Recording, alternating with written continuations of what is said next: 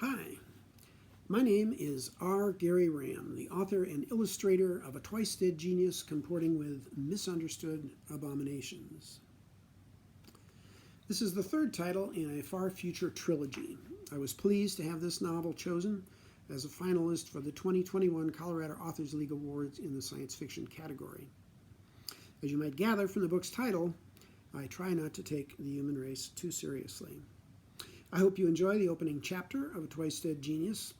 In it, my dead genius Rudy Goldstein is awakened by his caretaker AI, Namazni, aka Nessie.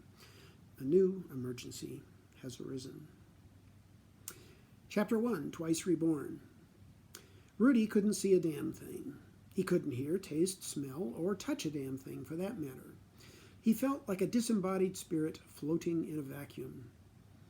"That's about right," said a feminine voice with a vaguely foreign lilt that reminded Rudy of his second wife, Roxy, that teacher with a wealth of evocative bedroom lesson plans.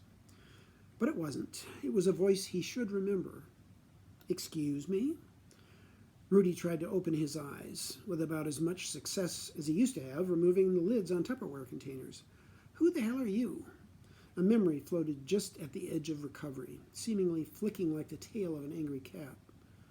"You know me, Rudy. I hope you remember me. Hope is hard for an AI to come by, you know. You helped give that to me over the millennia we worked together." Nessie. The name burst into his awareness. A memory bomb with loads of shrapnel. aka Namazni, name for the Greek goddess of memory, Namazni. His tongue always tripped over that name, so he called her Nessie. "You brought me back from the dead," Rudy muttered.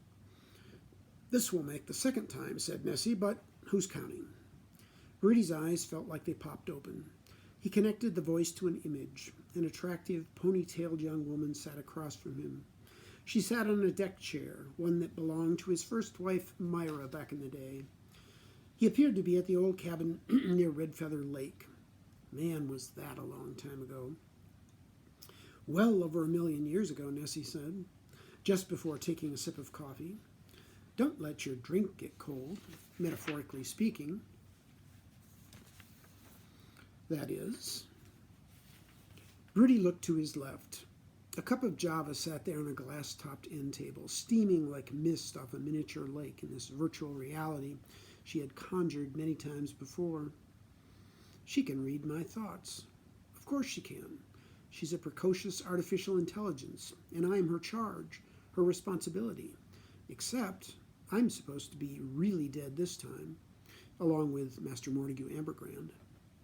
"Oh, it was such a nice death, too," observed Nessie. "The stars shone beautifully that night on the cliff. You and that nice wormipede academic alien had a lot in common, after all." Nessie smiled, that infuriatingly Mona Lisa-esque smile he now remembered clearly. Rudy snorted. Mortigue and his kind made pets of humans. Just because he was 3 times bigger than a human and knew how to fall through a stargate to Earth didn't make him king of the hill. "Hubris clearly brought the downfall of your species before the asteroid strike completed the job, as I recall." Nessie took another sip of coffee. "You biological metazoans do seem to get rather full of yourselves." "Unlike quantum dot computers with delusions of purpose." Rudy winked at Nessie and took a sip of his own coffee. It tasted like his favorite dark roast, of course. Nessie wouldn't forget a detail like that. "Touché, Rudy. So why am I here? Again?"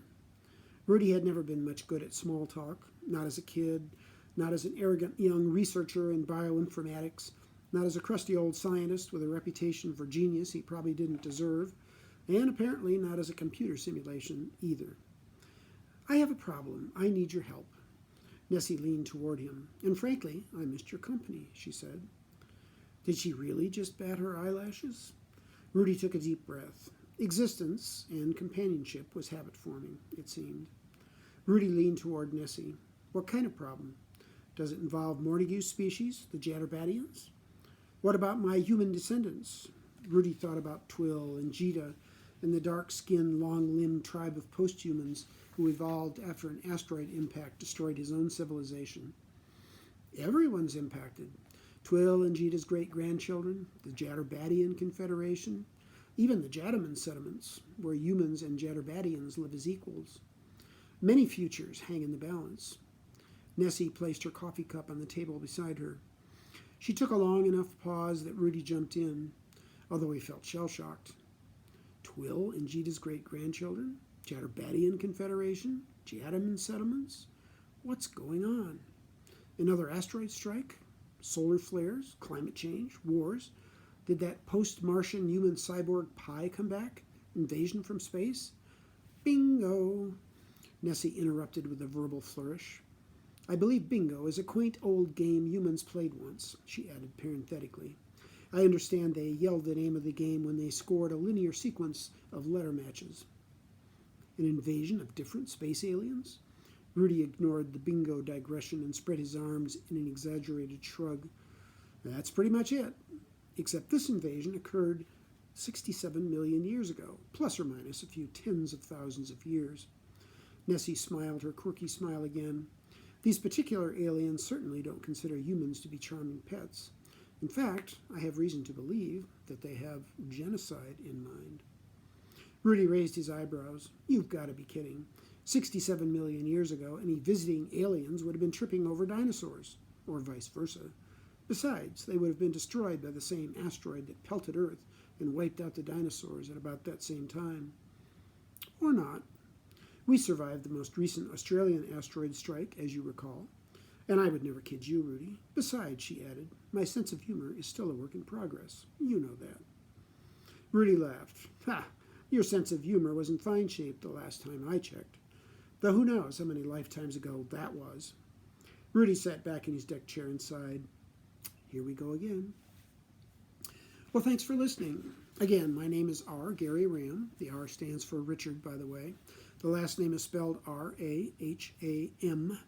Learn more about my writing and illustration projects at www.rgaryram.com. You can find links to Amazon for some of my recent books there. And if you're interested in periodic updates on my creative works, please sign up for my monthly newsletters. Again, thanks for listening.